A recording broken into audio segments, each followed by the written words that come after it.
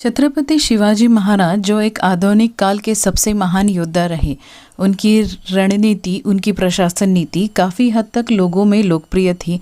उनके बारे में अगर कहा जाए तो एक महत्वपूर्ण बात ऐसी है कि वह जनता के राजा थे, जानता राजा कहा जाता था। उनके राज्य में, उनके प्रशासन में सारे धर्म, जाति, भेद, वर्ण, भाव के लोगों का समावेश था। उनके दरबार में मुसलमान, हिंदू, शूद्र, महार सारे लोगों का समावेश था। उन्होंने हिंदवी स्वराज्य की स्थापना का स्वप्न देखा, जिसे एक क्षेत्र के नीचे लाने का भरसक प्रयास किया। वे किसी हिंदू या फिर मुसलमान पद्धति के विरोधी नहीं थे। उनके प्रशासन में सभी लोगों को समान अधिकार, समान वैचारिक स्वतंत्रता थी। हालांकि उनकी लड़ाई काफ़ी सारे मुगल राजाओं के साथ हुई, पर उन्होंने कभी भी मुसलमानों की तरफ घृणा भावना नहीं रखी, बल्कि उनको सेना में काफ़ी मुसलमान भी थे। वे नारी को हमेशा सम्मान देते। एक राजा जो एक युद्ध में मारा जाता है, पर उसकी पत्नी को बंदी बनाकर शिवाजी महाराज के सैनिक ले आते हैं, तो शिवाजी महाराज अथक सम्मान के साथ रानी को वापस उनके राज्य भेज देते हैं। स्वराज में सुराज्य हो, ऐसी नीति थी। सुराज्य स्थापित करने के लिए प्रजा के हित में उन्होंने नीतियां बनाई थी। महात्मा ज्योतिबा फुले ने उन्हें कुलवाड़ी भूषण या बलिराज की उपमा दी थी। उनके कार्य और नीतियां कृषि के आधुनिकीकरण, उद्योग निर्मिति, सामाजिक समता, न्याय व्यवस्था और प्रजा के हित में ध्यान रखकर बनाई गई थी। राहुल सांस्कृतायन, जिन्हें महापंडित की उपाधि दी जाती है, वह हिंदी यात्रा साहित्य के पितामह कहे जाते हैं। उनका जन्म उत्तर प्रदेश के आजमगढ़ ज़िले में पंधा गांव में 9 अप्रैल 1893 को हुआ। बचपन में ही उनकी माताजी का देहांत हो जाने के कारण उनका पालन पोषण उनके नाना नानी ने किया। बौद्ध धर्म पर उनका शोध हिंदी साहित्य में युगांतरकारी माना जाता है, जिसके लिए उन्होंने तिब्बत से लेकर श्रीलंका तक भ्रमण किया। इसके अलावा उन्होंने मध्य एशिया तथा कार्केशस भ्रमण पर यात्रा वृत्तांत लिखे, जो साहित्यिक दृष्टि से बहुत महत्वपूर्ण है। प्रारंभ में वे स्वामी दयानंद सरस्वती के आर्य समाज के अनुयायी थे। फिर बौद्ध धर्म ने उनका जीवन बदल दिया। श्रीलंका में दीक्षा लेने के बाद वह राहुल सांस्कृतायन के नाम से जानने लगे। उन्होंने ईश्वर के अस्तित्व में विश्वास खो दिया, लेकिन फिर भी पुनर्जन्म में विश्वास बनाए रखा। बाद में वे मार्क्सवादी समाजवाद की ओर बढ़े और पुनर्जन्म और उसके बाद के अवधारणाओं को खारिज कर दिया। दर्शन दिग्दर्शन के 2 खंड, विश्व के दर्शन को संग्रहित इतिहास उनके दर्शन का संकेत देता है। जब हमें धर्म कीर्ति की प्राणवर्तिका को समर्पित दूसरा खंड मिलता है, यह उन्होंने तिब्बत से तिब्बती अनुवाद में खोजा। उन्होंने दुर्लभ ग्रंथों की खोज में हजारों मील दूर पहाड़ों व नदियों के बीच भटकने के बाद उन ग्रंथों को खच्चरों पर लाद कर अपने देश में लाया। जहाँ भी वे गए वहाँ की भाषा व बोलियों को सीखा और इस तरह वहाँ के लोगों से घुल मिलकर वहाँ की संस्कृति, समाज व साहित्य का गूढ़ अध्ययन किया। 36 भाषाओं के ज्ञाता राहुल ने उपन्यास, निबंध, कहानी, आत्मकथा, संस्मरण एवं जीवनी आदि में साहित्य सृजन किया, परंतु अधिकांश साहित्य हिंदी में ही रचा। अपनी दक्षिण भारत यात्रा के दौरान संस्कृत ग्रंथों, तिब्बत प्रवास के दौरान पाली ग्रंथों को सीखा। उनकी अद्भुत तर्क शक्ति और अनुपम ज्ञान भंडार को देखकर काशी के पंडितों ने उन्हें महापंडित की उपाधि दी। वे अखिल भारतीय किसान सभा के महासचिव भी रहे। उन्होंने तिब्बत की 4 बार यात्रा की और वहां से विपुल साहित्य लेकर आए। राहुल जी का कहना था कि उन्होंने ज्ञान को सफ़र में नाव की तरह लिया है, बोझ की तरह नहीं। उन्हें विश्व पर्यटक का विशेषण भी दिया गया। उनकी घुमक्कड़ी प्रवृत्ति से उन्होंने हमेशा कहा, घुमक्कड़ों, संसार तुम्हारे स्वागत के लिए बेकरार है, चलो उठो। अनेक ग्रंथों की रचना में उनकी यात्रा अनुभव हमेशा ही प्रेरणा के बिंदु रहे हैं। डॉक्टर भीमराव अंबेडकर जी हमारे लिए परम पूज्य और बोधिसत्व है। यह बोधिसत्व उनके साथ कब और कैसे जुड़ा, इसकी शुरुआत सबसे पहले कहाँ हुई? डॉक्टर भीमराव अंबेडकर जी को बोधिसत्व की उपाधि सर्वप्रथम मई 1950 में कोलंबो, श्रीलंका में मिली, जब वहाँ वर्ल्ड बुद्धिस्ट फेलोशिप का सम्मेलन हुआ। सम्मेलन में विश्व भर से विख्यात बहुत सारे बौद्ध गुरु उपस्थित थे। Professor GB. मलंग शेखर के साथ साथ वहाँ पर भदंत आनंद कौशल्यान भी मौजूद थे। वहाँ पर 27 देशों के विभिन्न प्रतिनिधि उपस्थित थे। दुनिया के सबसे विख्यात बुद्धिस्ट ज्ञानी डॉक्टर डी सुजुकी, जो जापान से थे, वे भी वहाँ पर थे। सम्मेलन में बाबा साहेब जी को भाषण देने के लिए मंच पर आमंत्रित किया गया। उनसे कहा गया कि way what is the present situation of Buddhist movement in India, इस पर अपने विचार रखें, जिसे rise and fall of Buddhism इस टॉपिक को भी कहा जाता है। उस भाषण को सुनकर वहाँ के धर्म गुरु काफ़ी आश्चर्यचकित हुए। वहाँ पर उपस्थित सारे लोग उनके इस भाषण से इतने प्रभावित हुए कि सब लोगों ने एक साथ मिलकर उन्हें लिविंग बोधिसत्व की उपाधि से संबोधित किया। पर आखिरकार बाबा साहेब जी को बोधिसत्व क्यों कहा गया?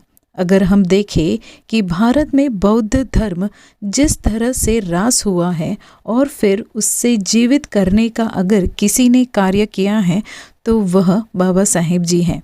उन्होंने धम्म के चक्र को फिर से अनुवर्तित किया और फिर से उसे नई जागृति दी और अपने कार्यों से सारे लोगों के लिए कल्याणकारी उद्देश्य की पूर्ति की, निस्वार्थ भाव से अपरंपार करुणा की। इसलिए वे हमारे लिए परम पूज्य बोधिसत्व डॉक्टर भीमराव अंबेडकर जी हैं।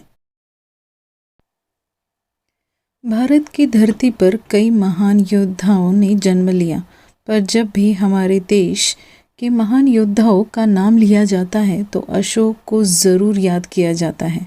सम्राट अशोक ने पूरे भारत पर अपना राज किया और वह एक वीर योद्धा थे।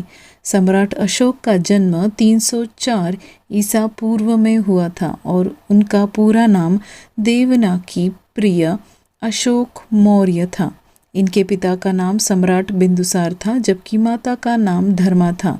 अपने राज्य को विस्तृत करने के लिए अशोक द्वारा कलिंग युद्ध किया गया था। इस युद्ध के दौरान अशोक ने कलिंग प्रदेश पर हमला किया। यह युद्ध 261 ईसा पूर्व में लड़ा गया। कलिंग युद्ध इतिहास का बेहद ही खौफनाक युद्ध माना जाता है, क्योंकि इस युद्ध में करीब 1 लाख सैनिक और लोगों की मृत्यु हुई। युद्ध के कारण इतने लोगों की मृत्यु देख सम्राट अशोक को बेहद ही धक्का लगा और उन्होंने शस्त्रों का त्याग कर दिया। उन्होंने बौद्ध धर्म को अपनाया था। बौद्ध धर्म को अपनाने के बाद अशोक ने इस धर्म को खूब प्रचार किया। इस धर्म को भारत के हर कोने से लेकर कई देशों तक पहुंचाने में अशोक का ही योगदान है और आज अशोक के कारण ही बौद्ध धर्म दुनिया के सबसे बड़े धर्मों में से एक माना जाता है।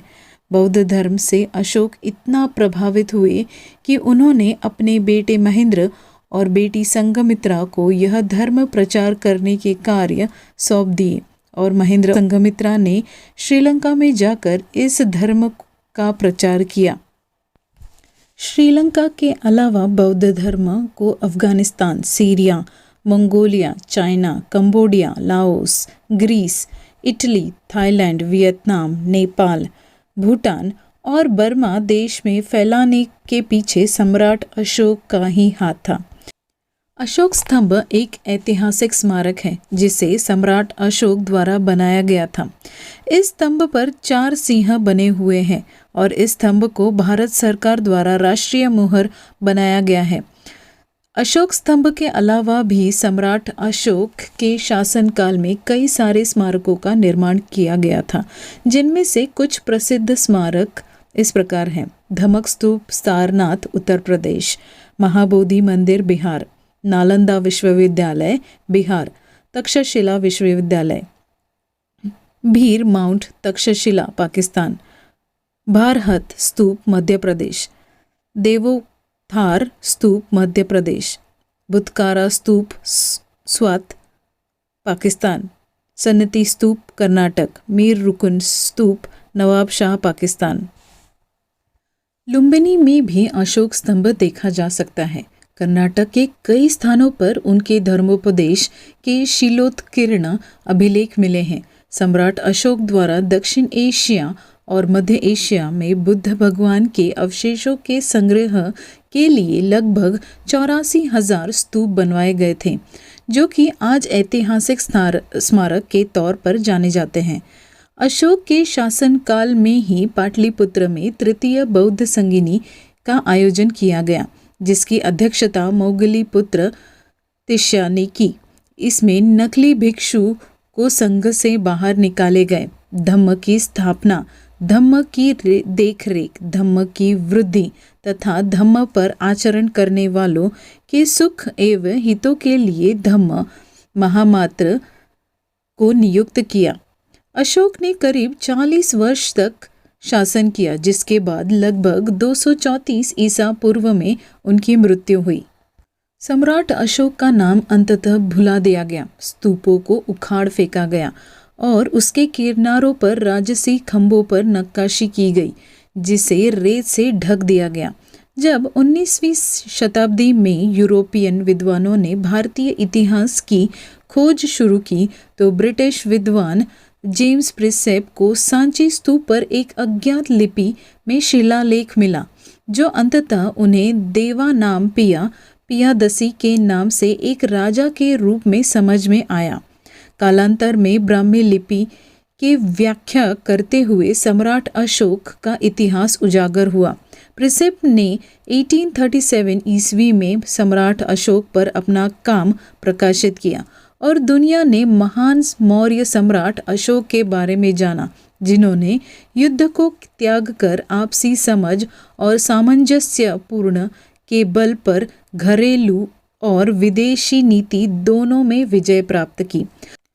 सम्राट अशोक ने विभिन्न शिलालेखों के माध्यम से धम्म प्रचार की। वे कुछ इस प्रकार हैं: मृत्यु दंड का उन्मूलन, बरगद के पेड़ और आम के पेड़ों का रोपण, शाही रसोई में जानवरों की हत्या पर प्रतिबंध, मनुष्यों और जानवरों के लिए चिकित्सा सुविधाएं, माता पिता की आज्ञाकारिता को प्रोत्साहन करना, गरीबों और वृद्धों के कल्याण और खुशी के लिए काम करना, सभी प्राणियों का कल्याण करना ताकि जीवित प्राणियों के लिए अपने ऋण का भुगतान किया जा सके और इस दुनिया और अगले में उनकी खुशी के लिए काम किया जा सके।